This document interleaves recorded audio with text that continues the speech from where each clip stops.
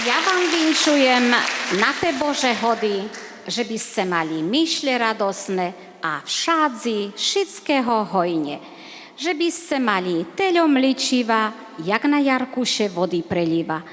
Že by ste hrubé vence lenovili, storífoch platna utkali a chudobnému almužnu zo šerca dali. Na roli, na lúke, kopu pri kope, snop pri snope, že by ste boli gazdo medzi kopami, snopami, jak mešac medzi hvizdami a sami milý Pán Boh medzi vami. To vám dobrotlivý Pán Boh daj. Christos raždajecia.